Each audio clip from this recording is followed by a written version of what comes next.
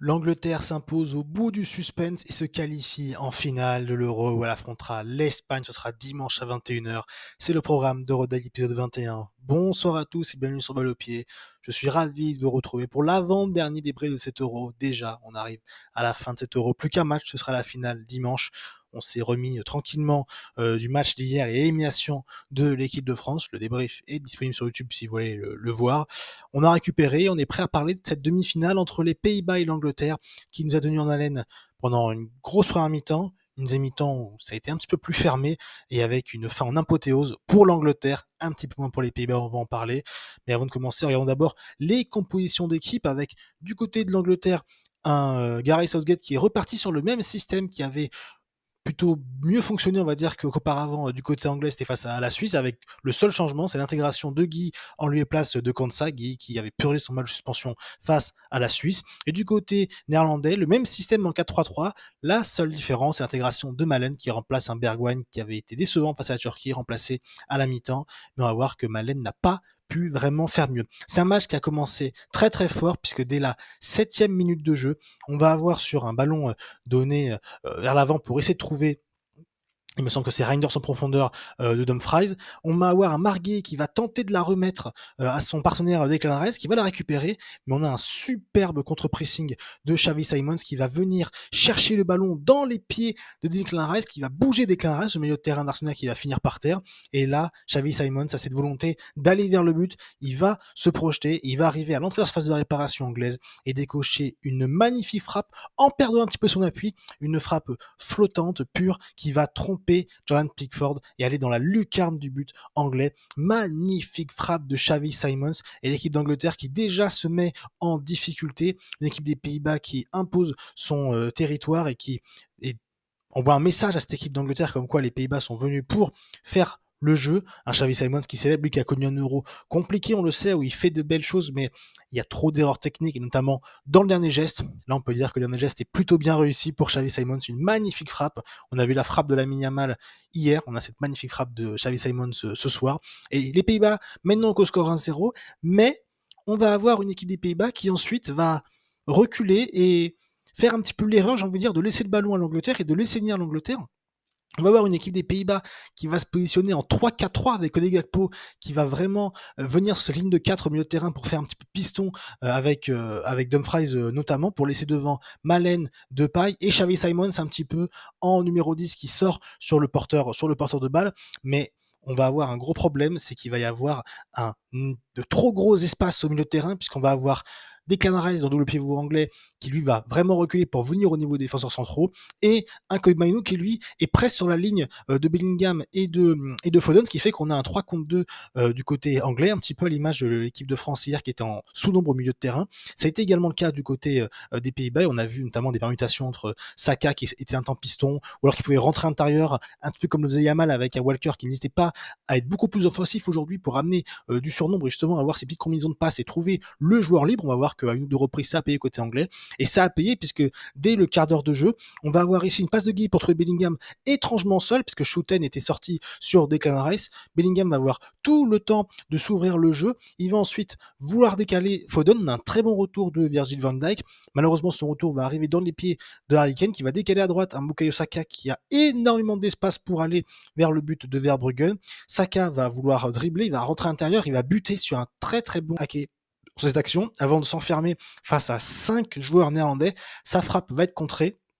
Ça va revenir grâce à un rebond sur Harry Kane qui d'une demi-volée va tenter de casser la cage de Verbruggen, mais sa frappe passe au-dessus. Mais on voit Harry Kane se tord de douleur par terre et a raison puisque la VAR va être appelée. On a une faute de Dumfries, alors on va mieux voir ici. Alors c'est la question qui se pose un petit peu maintenant, c'est un petit peu ce qui fait débat sur ce match. Est-ce qu'il y avait penalty? Parce que évidemment Harry Kane fait donc une demi-volée et en voulant intervenir, donc après la frappe de Kane, on a le pied de Dumfries qui vient évidemment taper le pied d'Harry Kane.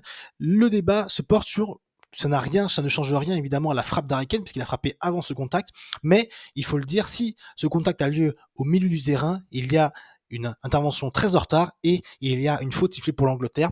Et c'est donc assez justement, il faut le dire, parce que de nombreux pénaltys comme cela sont sifflés parce que effectivement il y a faute, il y a, j'ai envie de dire, trop d'agressivité donnée par Dumfries sur cette action, eh bien il va y avoir un penalty accordé à l'Angleterre et Harry Kane va se faire justice lui-même et il va magnifiquement tromper Verbruggen avec un magnifique penalty petit filet. Ça fait un but partout, l'Angleterre qui est déjà revenue, qui ne s'est même pas laissé le temps de douter, et l'Angleterre qui va donc globalement après dominer cette première mi-temps avec une équipe des Pays-Bas qui va être mise sous pression. Un Kobbie Mainoo notamment, on en parlera en fin de vidéo, qui est très très bon dans cette contre-pression pour éviter des transitions du côté des Pays-Bas qui aussi ont vraiment pas été bons, on va dire, dans ces transitions, avec notamment un déchet technique assez fou, notamment Xavi Simons qui après son but a connu un match assez compliqué. Idem pour un Rakpo ou un Malen qui eux sont vraiment, que l'Angleterre tente de laisser coller à la ligne pour les empêcher, eh bien, de combiner avec soit Reinders qui parfois montait ou un Depay trop essoufflé en numéro 9 avec souvent des prises à deux du côté anglais, et donc une ligne d'attaque néerlandaise qu'on ne voit pas du tout. Rakpo et Malen ont été transparents, c'est-à-dire pour ça que Malen va être remplacé à la mi-temps par Wout Weghorst, mais donc l'Angleterre va dominer cette première mi-temps avec toujours, comme j'ai dit, ce surnombre au milieu de terrain. Ici, on a un Depay et un Reinders qui regarde Phil Foden la transmettre à Kobbie Mainoo avec un Schouten qui lui est sur Bellingham et un Van Dijk et un De Vrij qui essayent de contenir Harry Kane. On a donc un Kobbie Mainoo laissé seul. Sur le contrôle, il va faire la différence pour se projeter vers le but adverse. Et on a dans le dos de Reinders Phil Foden qui, dès qu'il voit la prise, j'ai envie de dire l'information de Kobbie Mainoo pour aller de l'avant, Phil Foden fait lui également une course verticale vers le but de Verbruggen. Kobbie Mainoo va se projeter. Il va y avoir Phil Foden qui va magnifiquement s'intercaler entre Marley Ake, excusez-moi, entre Nathan Ake et Virgil van Dijk, qui va magnifiquement passer dans l'intervalle, beaucoup trop facilement, il faut le dire. Magnifique ballon donné par Kobbie Mainoo. Il va un petit peu marcher sur le ballon, ce qui va lui faire prendre du retard. Van Dijk va faire un bon retour sur lui. Il va tout de même réussir à se mettre dans son pied droit, tirer entre les jambes de Verbruggen. Et là, on a un magnifique sauvetage de Denzel Dumfries. Alors là, le ballon semble rentrer, mais on a vu avec la VAR, le ballon est bien sauvé sur la ligne par le piston de l'Inter de Milan. Lui qui avait été coupable du penalty sur Harry Kane, et bien là, entre guillemets, un petit peu sauve les siens et se rachète entre guillemets. Et les Pays-Bas qui ont très chaud et qui sont vraiment pas loin de la correctionnelle. On va ensuite avoir tout de même une réponse des Pays-Bas à la demi-heure de jeu. C'est un petit peu la seule réaction des Pays-Bas durant cette mi-temps. C'est sur un corner tiré par Xavi Simons. On va trouver la tête de Denzel Dumfries qui monte plus haut que Bellingham, et ça a été le cas sur tous les coups de pied arrêtés où Dumfries est très souvent monté plus haut que tout le monde, et sa tête va s'écraser sur la barre transversale de Jordan Pickford. Là aussi, on a une équipe d'Angleterre qui a failli se prendre un but. Et donc on voit que l'équipe d'Angleterre a la maîtrise, mais sans pour autant se créer énorme occasion, parce qu'à part cette occasion de Foden, il n'y a pas non plus passé grand chose. On va sentir une équipe d'Angleterre qui va vraiment buter sur ce bloc néerlandais, mais on va tout de même avoir une énorme occasion en toute fin de mi-temps. On va avoir ici encore une fois, vous le voyez, le surnombre au milieu de terrain. On a Gakpo et Ake qui prennent à deux Bukayo Saka. On a l'appel de Kyle Walker qui est contenu par Reinders. Et d'ailleurs, Walker demandait à Saka de faire la passe en retrait à Foden qui est laissé seul. On voit sur le côté gauche un Memphis Depay qui a l'air totalement désintéressé du marquage et qui regarde ses partenaires être un petit peu en souffrance. Le ballon va être transmis à Phil Foden qui a tout le temps pour se mettre sur son pied gauche et enrouler sa frappe qui va s'écraser sur le poteau. On a fait voir un petit peu le même but que Lamine Yamal hier. Encore une fois, ça a été très chaud sur les buts hollandais. Et là, l'Angleterre peut être un petit peu malheureux, parce qu'entre l'action où Dumfries la stoppe sur sa ligne et ce poteau de Foden, l'Angleterre pourrait mener au score assez logiquement. On va avoir durant la mi-temps, pour clôturer un petit peu cette première mi-temps, la sortie du Memphis Depay côté néerlandais, qui va d'ailleurs plutôt aider les Pays-Bas, il faut le dire, parce que la sortie de Depay va coïncider donc avec l'entrée de Veerman. On ne fait pas un changement poste pour passe entre Depay et Weghorst du côté de Ronald Koeman. On préfère faire entrer Veerman pour rajouter un milieu de terrain, car il voyait, Ronald Koeman comme nous tous, qu'il y avait une grande difficulté à contenir les milieux de terrain anglais avec un sous-nombre néerlandais, et faire rentrer Veerman va permettre à Schouten de coller Foden, à Veerman de coller Kobbie Mainoo, et à Reinders de coller Phil Foden pour avoir vraiment un marquage individuel et empêcher justement ce surnombre, ce 3 contre 2. Avec ce 3 contre 3, on a vu que la fin de mi-temps a été assez équilibré sans qu'il y ait vraiment de véritables occasions de part et d'autre. On avait plus une possession statique des deux côtés. Et donc on rentre à la mi-temps à un but partout. Une bonne première mi-temps, d'une bonne demi-finale, il faut le dire, avec une équipe d'Angleterre qui a fait sa meilleure mi-temps. Comme j'ai dit, entre les permutations, Kobbie Mainoo qui a fait une mi-temps exceptionnelle pour son jeune âge, même si parfois il manque un petit peu de lucidité dans le dernier geste, mais c'est normal, à 19 ans, il est en train d'apprendre. Un Kyle Walker aussi que j'ai bien aimé, qui est beaucoup plus offensif que lors des derniers matchs, qui permet à Saka de souvent rentrer dans son pied gauche et de venir combiner avec Phil Foden ou Bellingham qui aussi ont énormément permuté. Et donc ça permet à l'équipe d'Angleterre de vraiment réaliser une bonne mi-temps, mais il y a tout de même un but partout. Et on va avoir une deuxième mi-temps qu'elle va être beaucoup plus compliquée. On va avoir la sortie de Malen à la mi-temps passée par Weghorst, comme je disais tout à l'heure, un Malen qui a vraiment pas existé, à l'image de Bergwijn lors du match contre la Turquie pour les Pays-Bas en quart de finale. Il va tout de même y avoir une énorme situation pour les Pays-Bas à l'heure de jeu. Ce coup franc tiré par Veerman, ou shoot, il me semble que c'est il va tout de même y avoir une énorme situation à l'heure de jeu pour les Pays-Bas. Coup franc tiré par Veerman. Il va trouver étrangement assez facilement Virgil van Dijk, qui la reprend du genou. Il va y avoir un magnifique arrêt réflexe de Pickford. On est à ce moment-là à l'heure de jeu, après un premier quart d'heure où l'Angleterre a un petit peu continué, j'ai envie de dire, sa maîtrise, mais plutôt statique du jeu. On va avoir, après l'heure de jeu, un regain physique et un regain d'intensité du côté néerlandais qui a un meilleur contre-pressing, qui vraiment s'installe dans le camp anglais, des Anglais qui ont beaucoup de mal à ressortir les ballons, à l'image d'un Harry Kane que l'on trouve de moins en moins au fil du match. Mais globalement, on a une deuxième mi-temps où certes les Pays-Bas ont repris un petit peu l'avantage, mais qui n'est pas exceptionnel. On n'a pas pléthore d'occasions, on n'a pas pléthore de situations. On voit deux blocs qui se répondent parfaitement. Et pour résumer un petit peu, j'ai envie de dire, cette mi-temps, on a ce duel dans la phase de réparation entre Declan Rice et ce duel avec Weghorst. Ça a été un match qui est devenu de plus en plus physique avec des contacts très durs, un jeu très très haché. Et évidemment, pour le spectacle en a pris un coup. Mais il va y avoir tout de même des situations, notamment deux situations énormes pour l'Angleterre. D'abord à la 78e minute, on a Phil Foden ici qui se lance vers le but de Verbruggen. On a le magnifique appel de Walker, encore une fois, qui se montre beaucoup plus offensif qu'auparavant et qui est assez juste.